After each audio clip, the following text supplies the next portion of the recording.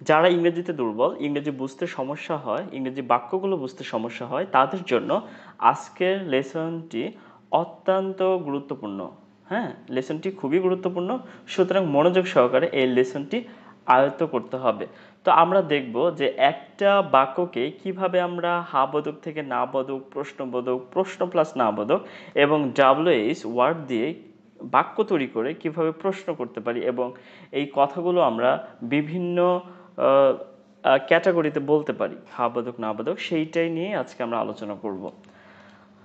আমাদের main structure যেটাকে আমরা বলছি অ্যাফার্মেটিভ সেন্টেন্স, সেটা হচ্ছে সাবজেক্ট ভার্ব এক্সটেনশন। প্রথমে সাবজেক্ট, তারপরে ভার্ব, তারপরে এক্সটেনশন। তো এটা আমরা হ্যাঁ বোধক বা অ্যাফার্মেটিভ বলছি। না বোধক বাক্য বা নেগেটিভ কোনো বাক্যকে আমরা যদি না বোধক করতে চাই, যেমন আমি যাই, আমি যাই না, আমি খাই না, তো এরকম খাই না বা না বোধক করতে চাইলে আমাদের অক্সিলারি ভার্বের পরে নট বসাতে হবে।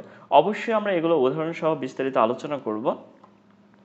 প্রশ্নবোধক বাক্য বা ইন্টারোগেটিভ বাক্য, কোনো বাক্যকে আমরা অক্সিলারি ভার্ব দিয়ে ইন্টারোগেটিভ করতে পারি। তো সেই ক্ষেত্রে অক্সিলারি ভার্বটা সাবজেক্টের পূর্বে বসবে।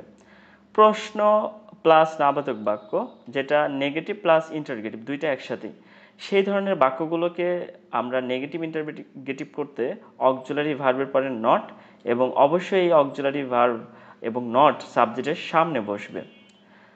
WH ওয়ার্ড ব্যবহার করে ইন্টারোগেটিভ সেন্টেন্সে শুরুতেই অক্সিলারি ভার্বের পূর্বে বসবে WH ওয়ার্ড। হ্যাঁ, আমি অবশ্যই বিস্তারিত উদাহরণের সাহায্যে দেখিয়ে দিচ্ছি।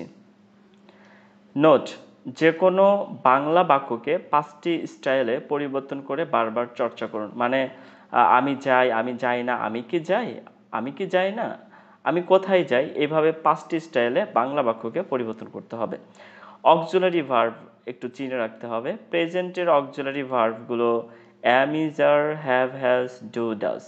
আমি আবারও বলছি, am, is, are, have, has, do, does, এইগুলো হচ্ছে প্রেজেন্টের সাহায্যকারী ভার্ব, অক্সিলারি ভার্ব। পাস্টের জন্য আমরা দেখব ওয়াজ, ওয়ার, হ্যাড, ডিড, এগুলো পাস্টের অক্সিলারি ভার্ব। ফিউচারের অক্সিলারি ভার্ব হচ্ছে শ্যাল, উইল।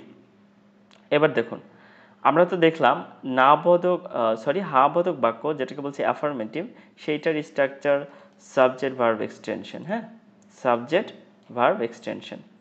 তো এবার দেখব না বোধক বাক্যের স্ট্রাকচার কি। আমরা দেখি কোনো বাক্যকে না বোধক করতে হলে অক্সিলারি ভার্বের পরে নট বসাতে হবে। এখানে মনে রাখতে হবে, কোনো বাক্যকে না বোধক করতে চাইলে অক্সিলারি ভার্বের পরে নট বসাতে হবে। যেমন আই ক্যান স্পিক, আমি ইংরেজিতে কথা বলতে পারি বা ইংরেজি বলতে পারি সেটা বলছে, বা আমি কথা বলতে পারি। হ্যাঁ, এখানে ইংলিশ যদি দেই তাহলে I can speak in English, আমি ইংরেজিতে কথা বলতে পারি। তাহলে ক্যান পারি, আমি কথা বলতে পারি। এইটার স্ট্রাকচার কি, প্রথমে সাবজেক্ট, তারপরে এই যে একটা ভার্ব বসেছে, তারপরে বাকি অংশ যেটা আমরা বলছিলাম। তো এইটাকে আমরা নাবাদক করতে চাইলে দেখুন, আমরা আই ক্যান নট স্পিক, দেখুন আমরা ক্যানের পরে এই যে আমি বলেছি অক্সিলারি ভার্বের পরে নট বসাতে হবে। তো সুতরাং ক্যান একটা অক্সিলারি ভার্ব, এটা মডাল ভার্ব বলে, এখানে আমরা নট বসিয়েছি। You can read, you can not read, ক্যানের পরে আমরা নট বসিয়েছি। I am going to school, তো আমি স্কুলে যাচ্ছি, এটাকে আমরা নেগেটিভ বা নাবাদক করবো কিভাবে, এই যে আমাদের অক্সিলারি ভার্বটা খুঁজতে হবে। তো আমরা খুঁজে পেয়ে গেলাম অ্যাম, এখানে অক্সিলারি ভার্ব, সুতরাং অ্যামের পরে যে নট দিয়েছি আমরা, দেখুন। আর এটা এইভাবে, এটা ধরুন আমি কেটে দিলাম। এই বাক্যটাকে আমরা নট কিভাবে করব, দেখুন, শুধুমাত্র আমাদের অ্যামের পরে একটি নট বসাতে হবে। I am not going to school. I will meet to you, এটাকে আমরা নাবাদক করবো কিভাবে, উইলের পরে শুধুমাত্র নট বসিয়ে দিব, উইল নট। হ্যাঁ, তাহলে I will not meet to you, আমি তোমার সাথে দেখা করব না, আমি তোমার সাথে দেখা করব, আমি তোমার সাথে দেখা করব না। তো দেখেন, এগুলো বাক্য লক্ষ্য করলে দেখবেন আমরা নটটা কোথায় বসিয়েছি, অক্সিলারি ভার্বের পরে, অক্সিলারি ভার্বের পরে, অক্সিলারি ভার্বের পরে। তো আমরা বুঝতে পারলাম কোনো বাক্যকে নাবাদক করতে চাইলে আমাদের অক্সিলারি ভার্বটা খুঁজে বের করতে হবে এবং সেই অক্সিলারি ভার্বের পরে নট বসাতে হবে। এবার আসুন, কিন্তু কোনো বাক্যে অক্সিলারি ভার্ব না থাকলে ডু ডাজ ডিড নিয়ে এসে নট বসাতে হবে। যেমন আই ইট রাইস, এখানে দেখুন কোনো অক্সিলারি ভার্ব নাই। যদি অক্সিলারি ভার্ব না থাকে তাহলে আমাদের কি কি নিয়ে আসতে হবে, ডু ডাজ ডিড। বাক্যটা যদি প্রেজেন্টে হয় সেজন্য আমরা ডু অথবা ডাজ লিখবো অক্সিলারি ভার্ব হলে, কিসে হলে, প্রেজেন্টে হলে। আর বাক্যটি যদি পাস্টে হয় সেজন্য আমরা ডিড লিখবো। তাহলে বাক্যটি যদি প্রেজেন্টে হয়, কি বলেন তো, আমি একটু লিখে দিচ্ছি। বাক্যটি যদি প্রেজেন্টে হয়, PRESENT প্রেজেন্টে হয়, তাহলে আমরা লিখবো কি, ডু অথবা ডাজ, DOES। এবার প্রশ্ন আসতে পারে কখন ডু হবে এবং কখন ডাজ হবে। যখন সাবজেক্ট হিসেবে আমরা হি, শি, ইট, হ্যাঁ, যখন সাবজেক্ট হিসেবে আমরা হি, শি, ইট অথবা অ্যানি নেম, কোনো নাম, অ্যানি নেম কোনো নাম থাকবে, I mean third person singular number, তখনই আমাদের ডাজ বসাতে হবে। তাহলে আমরা ডাজ কখন নিয়ে আসব? ডাজ আমরা নিয়ে আসব যখন বাক্যটি প্রেজেন্ট ইনডিফিনিট। আমরা জানি প্রেজেন্টের জন্য আমরা ডু অথবা ডাজ নিয়ে আসবো, কিন্তু তার মধ্যে ডাজটা কখন নিয়ে আসব? ডাজ আমরা তখন নিয়ে আসবো যখন সাবজেক্ট হিসেবে হি, শি, ইট অথবা নেম কোনো নাম, I mean third person singular. Subject যখন থার্ড পারসন সিঙ্গুলার নাম্বার হবে তখন ডাজ লিখতে হবে। এবং যখন subject third person singular number হবে না, তার মানে হি, শি, ইট অথবা অ্যানি নেম থাকবে না, তখন আমরা কিন্তু ডু লিখবো। কি লিখবো? Do, do, do. দেখুন আমরা তো বলছি বাক্যকে নাবাদক করতে চাইলে অক্সিলারি ভার্বের পরে নট বসাতে হবে। বাক্যে যদি অক্সিলারি ভার্ব না থাকে আমাদের অক্সিলারি ভার্ব ধার করে নিয়ে আসতে হবে, তবুও আমাদের কিন্তু অক্সিলারি ভার্বটা বসাতে হবে। তো প্রেজেন্টের জন্য ডু অথবা ডাজ। ডাজ আমরা কখন লিখবো? যখন সাবজেক্ট হিসেবে এই বেচারাগুলোকে দেখবো আমরা, তখনই ডাজ নিয়ে আসবো। দেখুন আই ইট রাইস, আই, এটা কি থার্ড পারসন সিঙ্গুলার নাম্বার? না না না, এটা থার্ড পারসন সিঙ্গুলার নাম্বার না, সুতরাং আমরা ডু নিয়ে আসছি। তো ডু নিয়ে এসে তারপরে নট, তারপরে verb. I do not eat rice, আমি ভাত খাই, আমি ভাত খাই না, I do not eat rice. সে ভাত খায়, he eats rice.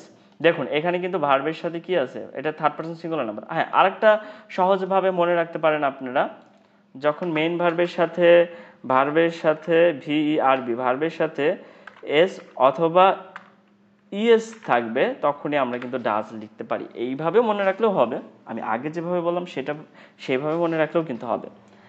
He eats rice, তো এখানে ভার্বের সাথে এস আছে, সুতরাং আমরা ডাজ নিয়ে আসছি। আপনি এইভাবেও বুঝতে পারেন যে subject third person singular number, সুতরাং আমাদের ডাজ নিয়ে এসে তারপরে নট বসিয়েছি। আর একটা কথা মনে রাখতে হবে, ডু, DOES, ডাজ, ডিড, এই অক্সিলারি ভার্বগুলো যদি কোনো বাক্যে থাকে, তারপরে যদি কোনো মেইন ভার্ব আসে বাক্যে, তাহলে সে ভার্বের V1 বসে। এই যে দেখুন এখানে আমরা ডাজ ইটস ছিল এখানে, কিন্তু আমরা তো ডাজ নিয়ে আসছি, যেহেতু ডাজের সাথে ইয়েস আছেই, সুতরাং এই এসটাই কিন্তু এই যে এখানে চলে আসছে, সুতরাং এখানে তো আর এক্সট্রা করে এস লাগানোর কোনো যুক্তিই আসে না, তাই না? কারণ যে এখানে তো এস আছেই। তো এটা মনে রাখবেন, এইভাবে মনে রাখতে পারেন, ডু ডাজ ডিড যদি কোনো বাক্যে একবার বসে যায়, তাহলে সেই বাক্যে পরের ভার্বের সাথে কিচ্ছু বসবে না, এস বসবে না, ইএসও বসবে না, কিচ্ছু বসবে না, সরাসরি ভার্বের 1 নম্বর ফর্ম বসবে।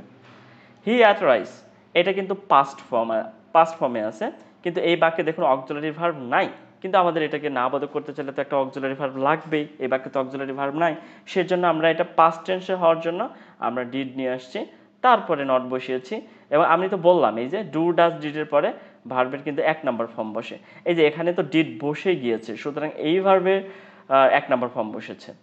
নোট, ডু, ডাজ, ডিড ব্যবহার করে আপনারা বেশ কিছু বাক্য তৈরি করে ফেলবেন। হ্যাঁ, তো আজকে আমরা নাবোধক আলোচনা করছি, যদিও বাক্য আজকে ক্লাসটি বড় হয়ে যাবে, থাক আমি প্রশ্নবোধকটাও আলোচনা করিয়ে দিই। প্রশ্নবোধক, I mean interrogative sentence.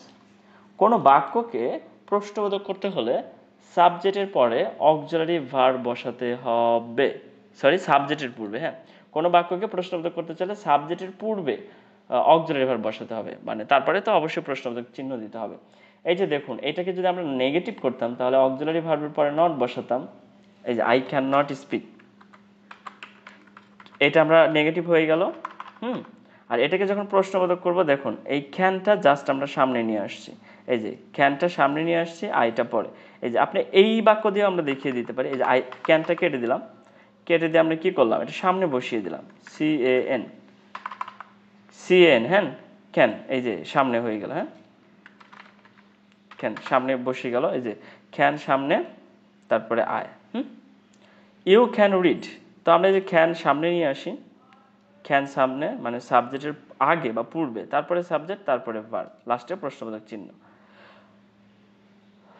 I am going to school, তাহলে এই যে অ্যামটা এটা জাস্ট সামনে লিখতে হবে। কোথায় লিখতে হবে? জাস্ট সামনে। এই যে অ্যাম আই গোয়িং টু স্কুল, তারপরে এখানে আমরা অ্যামটা কেটে দিলাম। দেখুন আমরা সামনে নিয়ে আসছি। Am I going to school, এই যে এখানে কিন্তু তাই আছে, এটা প্রশ্নবোধক। I will meet to you, এটা আবার কেটে দিই, পরে আবার বুঝতে সমস্যা হতে পারে। দেখুন I will meet to you, আমি তোমার সাথে দেখা করব, এখানে যে উইলটা জাস্ট সামনে নিয়ে আসতে হবে, যে উইলটা সামনে নিয়ে আসলাম, তারপরে সাবজেক্ট, ভার্ব, বাকি অংশ। বোঝা যাচ্ছে? তো আজকে আমরা হ্যাঁ বোধক এবং না বোধক নিয়ে আলোচনা করলাম। পরবর্তী ক্লাসে আমরা প্রশ্ন প্লাস না বোধক নিয়ে আলোচনা করব, ডাব্লিউএস নিয়ে আলোচনা করব। যেহেতু ক্লাসটা বড় হয়ে যাবে আর আমরা চাচ্ছি যে ক্লাসগুলো ছোট ছোট করে দিতে, যেন তোমাদের বোরিং ফিল না হয়। তো পরবর্তী ক্লাস সে আমরা আলোচনা করব প্রশ্নবোধক বাক্য। তো আমরা আজকে আলোচনা করলামই। আমরা পরবর্তী ক্লাসে আমরা আলোচনা করব প্রশ্ন প্লাস না বোধক, হ্যাঁ, ইন্টারোগেটিভ এবং নেগেটিভ ইন্টারোগেটিভ এবং ডাব্লিউএস নিয়ে আলোচনা করব। এবং উপরে যে বাক্যগুলো প্র্যাকটিস করলাম এগুলোরও আমরা বেশ কিছু এক্সারসাইজ করব। তো সকলেই ভালো থাকবেন। আজকের মতো এই পর্যন্তই বিদায় নিচ্ছি। ক্লাসটি মনে হয় লংই হয়ে গেল। সবাই ভালো থাকবেন।